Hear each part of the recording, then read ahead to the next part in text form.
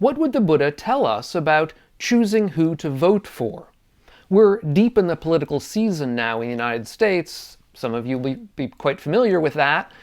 And so the question for us has to do with Buddhism and voting, Buddhism and political involvement. What does Buddhism have to say about all of this? Now, to be clear, there are many different things that Buddhism has to say about this. There's not one single thing. There are many types of Buddhism, many Buddhisms. So for the purposes of this video, what I want to do for the most part is to focus on early Buddhism. What perhaps we might say the Buddha would say in the voting booth to us. Would the Buddha have any lessons to give us? There's a great recent paper out by Matthew Moore, a scholar of this topic, and his opinions, his conclusions, reflect those in many ways of another scholar named Ahmad Lele on the same general topic of political involvement in Buddhism. And I'll leave links to both of those papers down in the notes.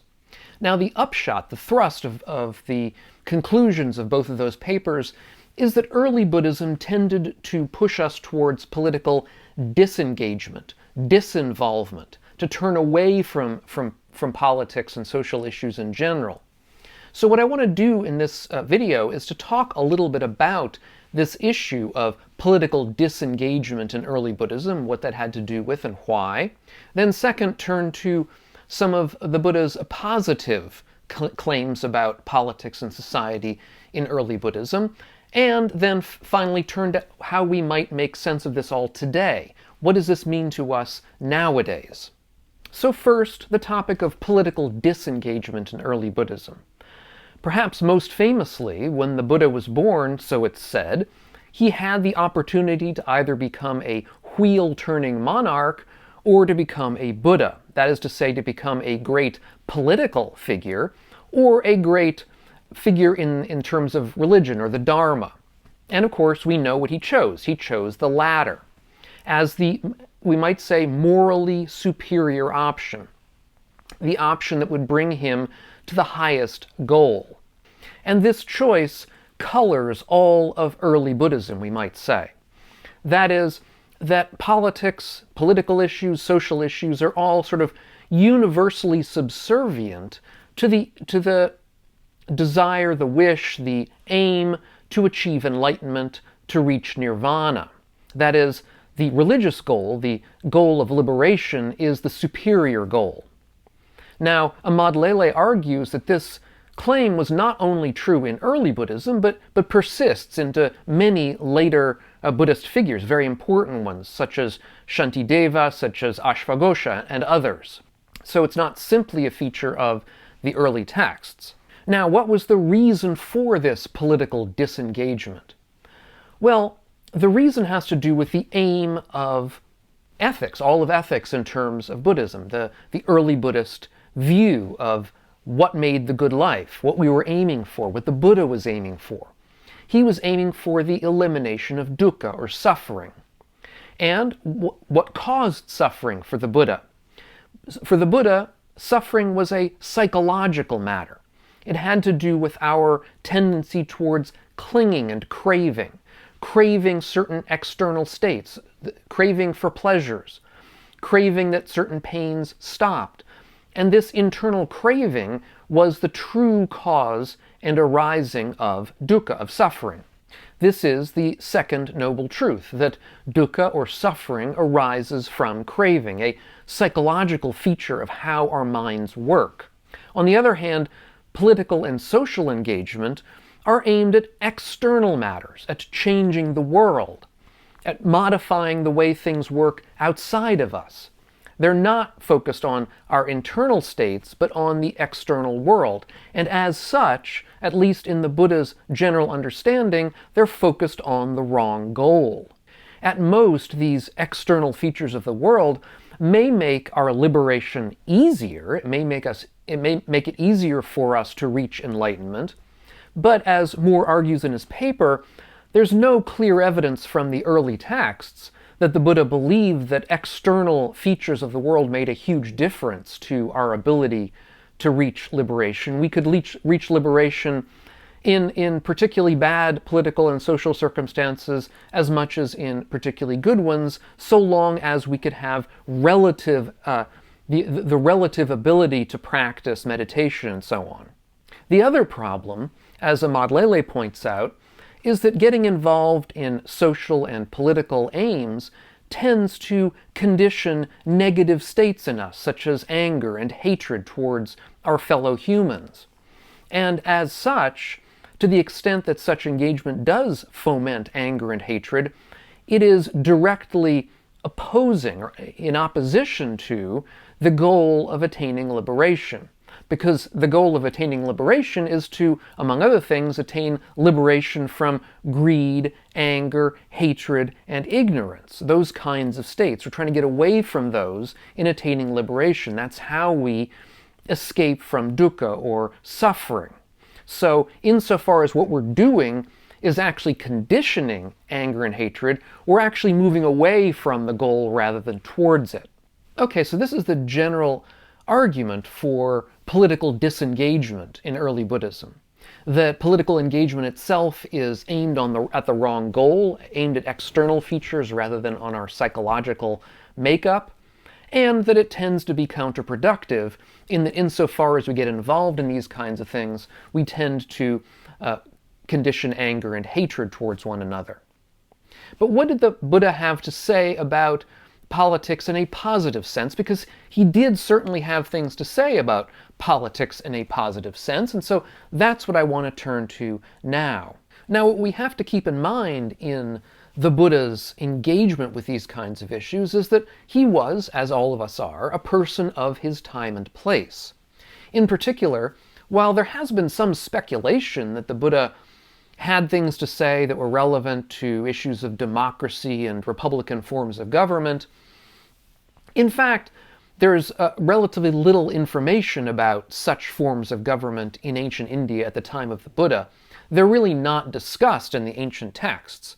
Instead, what we find discussed basically exclusively are monarchical forms of government, which is the kind that the Buddha was most familiar with. That is, the government of kings, the rulership of kings, of powerful individual figures, not of democratic governments in which we had a vote or a choice, so to speak.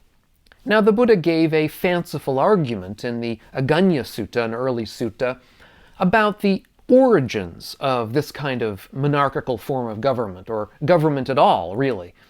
He says that people originally didn't really have any organized form of government, but that as populations grew, people needed to raise grain on their own land in order to feed themselves. So they would have a plot of land on which they would grow, let's say, rice or whatever it happened to be, and interchange with one another. But this ownership of particular plots of land was the first kind of real ownership in human history, according to this story of the Buddha's, and so it also conditioned theft, thievery from one another, as people perhaps with less grain on their land or a failed crop or whatever would turn to their neighbors and steal from them. And this kind of theft went on for a while, and people got more and more fed up with it, until a kind of a social contract took place, where people sort of came together and decided to choose somebody, or somebody arose with the kind of power who could regulate all of this and punish people for wrongdoing. And that was, at least according to the Buddha's telling, the origins of these kinds of monarchical leaders, as the headmen or head people in a community who could keep the peace, as it were, and protect people from thievery. And so, as Moore goes on to argue, the greatest form of political organization for the Buddha was this kind of monarchy, in particular, an enlightened monarch. As we've mentioned already, this idea of the wheel-turning king that the Buddha might have become instead of becoming a Buddha. Now, what is involved in being a wheel-turning king? To know that, well, that gives us some insight into what the Buddha had to think about politics. To be a wheel-turning king means to be of relative moral purity. Now, the Buddha seems not to have believed that it was possible to be completely morally pure if you were going to be a political leader, because politics inevitably involves some kinds of moral give and take, some kinds of moral impurity, as one has to, say, punish people for stealing, and perhaps even punish people harshly for stealing, and so on. So they're not literally completely morally pure, but a relative moral purity, as well as a wheel-turning monarch is going to be concerned about the poor, about making sure that everybody has the bare minimum, at least, to survive and to thrive in their society. And they have to be involved in impartial justice. They have to be sort of interested in that kind of just rulership. That's, in a nutshell, what it is to be a wheel-turning monarch. Such a monarch is perhaps best exemplified by the Buddhist Emperor Ashoka, who was alive a century or two after the Buddha's own death. And his rulership was, at least apparently, I mean, according to the Ashokan inscriptions, seems to have highlighted this kind of moral leadership. Ashoka spent the money of the realm on things such as hospitals and shade trees and wells and trees for fruit and for medicines, instead of spending the wealth of his empire on simply self-glorification. And as such, he was clearly interested in supporting the poor and supporting the population and impartial justice. These are the kinds of things that make Ashoka a standout when it comes to being a good kind of political ruler, at least by the Buddha's own standards. But again, what about democracy? What about democratic forms of government? The Buddha really doesn't seem to have had much to say about democracy in the suttas. That said, we might turn to the sangha as an example, potentially, of democratic government. After the Buddha died, he didn't leave a leader of the sangha. Instead, leadership seems to have been understood to have been a communal matter. The sangha was led communally, not again by some kind of ruler. However, as Moore points out in his paper, it's not at all clear that the Buddha intended the sangha to be a model for greater society. He certainly never claimed that the sangha should be a model for the greater society or political leadership generally. And indeed, the sangha itself was a very restricted, self-selected group of people. People who could decide who they would allow in and had to allow people informally. And within which, if people misbehaved, according to the Vinaya, or the rules of the sangha, they could be expelled from the sangha. So really the sangha was a kind of a club, a restricted, idealized form of social unity or unification, not the kind of thing that would work very well if established on a very broad scale. Also, to the extent that the sangha is a democratic institution, one that rules by, we might say, voting, it's deeply conservative, because any changes within the sangha have to be made by universal consensus among the monastics. There's no sense of majority vote, it's either all or none. And to that extent, the sangha does indeed promote a kind of a unification. It promotes consensus seeking and promotes compromise, but at the downside of a kind of immobilism. This kind of unity that has to happen for anything to change is not the kind of political organization that certainly would work with anything larger than a relatively small group of people. As for contemporary notions of democracy, or even ancient Greek notions of democracy, of sort of majority vote and so on, once again, we really don't have any way of knowing what the Buddha might have thought about such things because he doesn't discuss them. However, I think we can speculate that the Buddha almost certainly would have considered these forms of political institution to be other forms of samsara, made up by imperfect people who are deluded in various ways, and that delusion among the individuals would necessarily percolate up to the delusion of the whole. This is something that actually other ancient philosophers such as Plato and Socrates seem to have believed as well.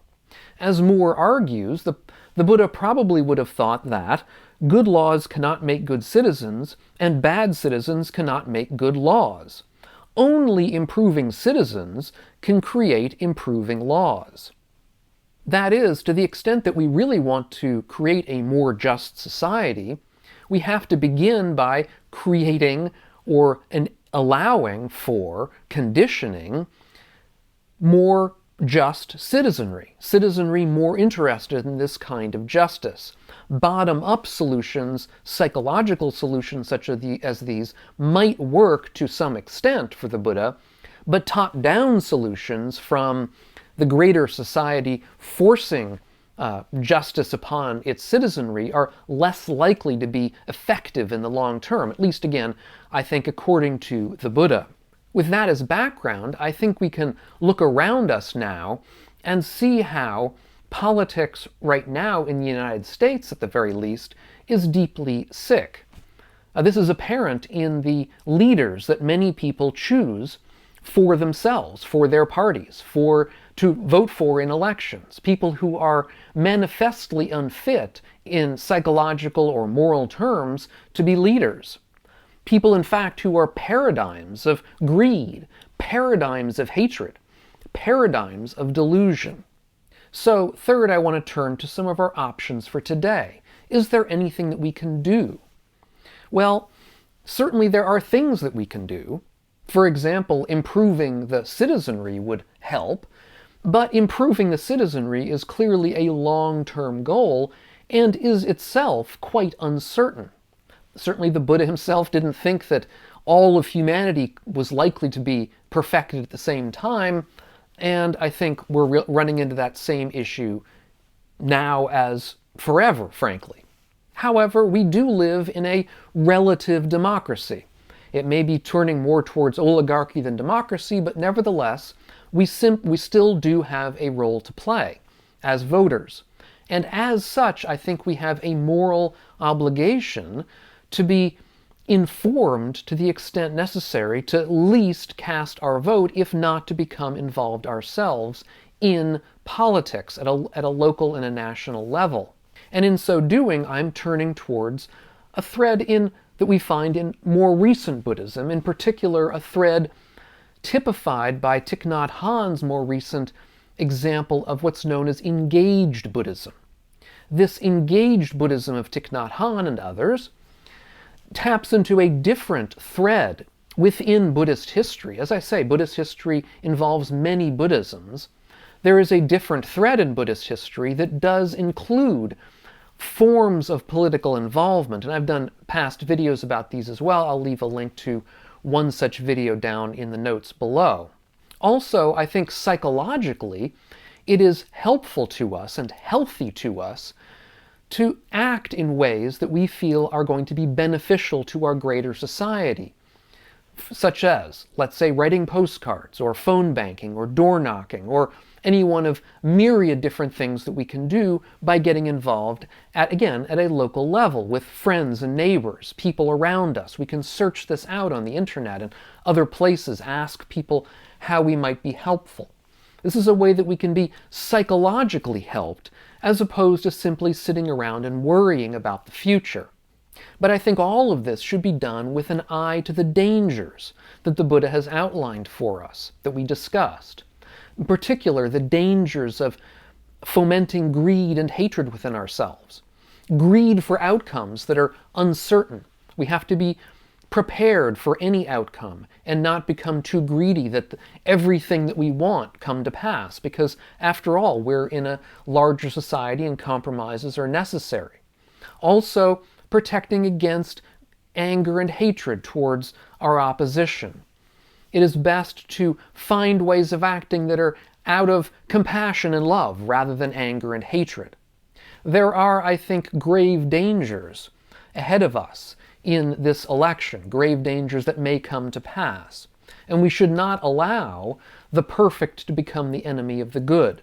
We're not going to have perfection ever in human societies. We have to do the best with what we have in front of us. So I hope you will become active. I'm certainly becoming active in every way that I can. And at the very least, if you are too busy, at least register to vote and vote. And I'll leave links to registering to vote, to check your registration down in the show notes. And please do vote when it comes time for it.